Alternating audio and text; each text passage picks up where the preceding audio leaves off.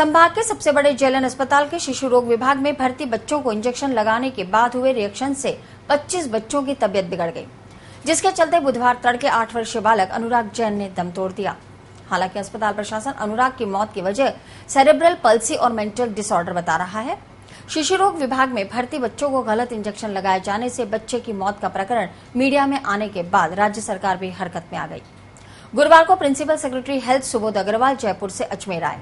उनके साथ अजमेर उत्तर विधायक वासुदेव देवनानी और दक्षिण विधायिका अनीता बघेल भी उनके साथ रहे। उन्होंने जेएलएन अस्पताल के संक्रामक रोग वार्ड और चिल्ड्रन वार्ड का निरीक्षण किया। अस्पताल में भर्ती मरीजों और उनके परिजनों से बातचीत की और अस्पताल प्रशासन से मामले की जानकारी ली। पहले तो छोटी वाली ड्रिप चढ़ी थी, ड्रिप चढ़ने के बाद तुरंत थोड़ी उतरी, खत्म हुई। फिर बाद में बच्चे को बुखार आ गई।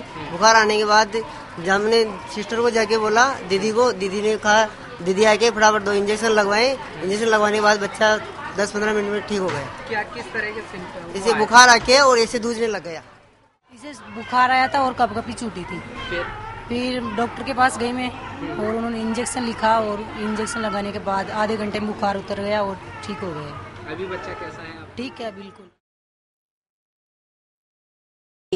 जानकारी के मुताबिक मंगलवार रात ड्यूटी पर तैनात नर्सिंग स्टाफ ने बच्चों को पाउडर फॉर्म वाले एंटीबायोटिक इंजेक्शंस लगाए थे। इसके बाद उन्हें ठंड, उल्टी और बुखार की शिकायत हुई। यहां 42 बच्चे भर्ती थे, लेकिन इंजेक्शन 25 को ही लगाए गए थे। पीड़ित बच्चों की हालत अब स्थिर है। जो बच्चे बीमार हुए वे डायरिया, लंग्स इंफेक्शन और हार्ट की बीमारियों के कारण भर्ती थे। उनको अलग अलग एंटीबायोटिक इंजेक्शंस लगाए थे, लेकिन इनमें मिलाया गया डिजिटल वाटर एक ही कंपनी का था। शुरुआती जांच में सामने आया कि डिजिटल वाटर प्रदूषित था। मामले की जांच के लिए मेडिकल कॉलेज प्राचार्य डॉक्टर अशोक चौधरी के नेतृत्व में 4 सदस्यीय टीम गठित की गई। दवाएं भी सील कर दी गई हैं।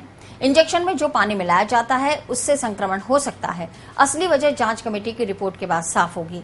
मामले में नर्सिंग स्टाफ की लापरवाही भी सामने आई है।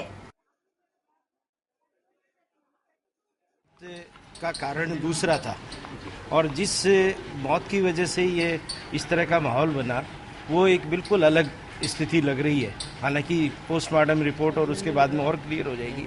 उस बच्चे को ताड़ें आती थी, उस बच्चे को हाई ग्रेड फीवर था, उसको सेरेब्रल पाल्सी थी, मेंटल रिटार्डेशन था। ऐसे बच्चों में ताड़ के दौरान डेथ होने की संभावनाएं बहुत अधिक रहती हैं।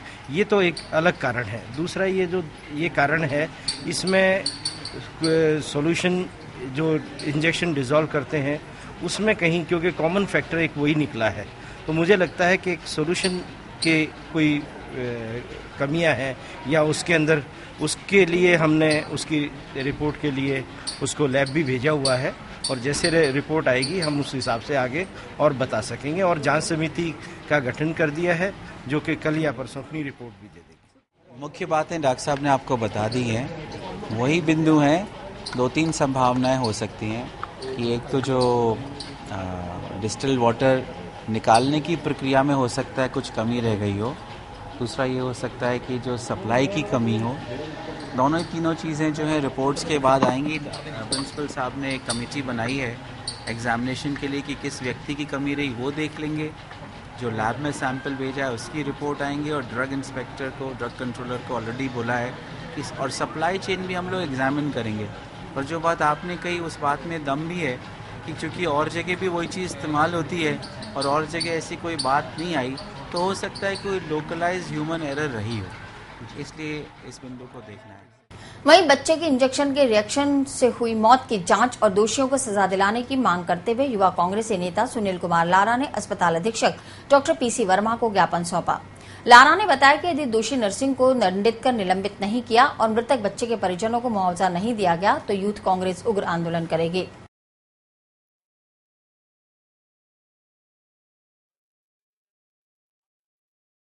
सर, सबसे बड़ा संभाग का अस्पताल है जेएलएन, जिसके अंदर 25 बच्चों में से जो एडमिट कराए थे उन बच्चों में से एक बच्चे की लापरवाही से मौत हो गई। अस्पताल के नर्सिंग स्टाफ से दवाइयां रिएक्शन की दी जा रही है।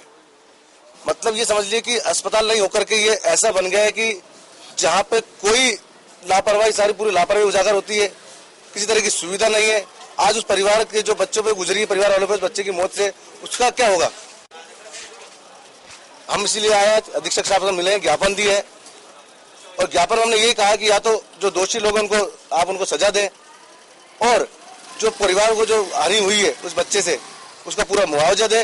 और अगर 72 घंटे में, इन्होंने 72 घंटे का हमें हवाला दिया है, अगर 72 घंटे में अगर ये कार्रवाई नहीं करते हैं या कोई उचित कदम नहीं उठाते हैं तो ये युवा कांग्रेस अस्पताल को बंद करा दिया जाएगा, जिसकी पूरी जिम्मेदारी प्रशासन की होगी और जिला अस्पताल के अधीक्षक की होगी। उन्होंने 72 घंटे का आश्वासन दिया कि 72 घंटे के अंदर जो भी लापरवाही, जो भी दोषी है इस पूरे घटना के में, जो उनके खिलाफ सख्त से सख्त कार्रवाई जाएगी। और हमारा यूथ कांग्रेस है सबसे मेन मुद्दा ये था कि कम से कम इतनी अव्यवस्था इस अस्पताल में फैली हुई है, उनको कम किया जाए और कम से कम जो बच्चों का जो वार्ड है, चिल्ड्रन वार्ड है, उसका खास तौर पर ध्यान रखा जाए। तो हमने यहाँ पे यही रिक्वेस्ट करी यहाँ पे कि ना जो बच्चा मरा है उसको मुआवजा मिलना चाहिए उसको, और ना क्या कहते हैं अगर उसको मुआवजा नहीं मिलता है और उस पर सख्त कार्रवाई नहीं करती है, जो यहाँ पे इनकी लापरवाही है, जो सख्त कार्रवाई नहीं कराई जाती है, तो मुख्यमंत्री को ज्ञापन देंगे और जो चिकित्सा मंत्री उसको ज्ञापन देंगे, उस बच्चे को मुआवजा दिलवाए जाएंगे और यहाँ की सारी व्यवस्था सुधरवाने का कष्ट करवाएंगे।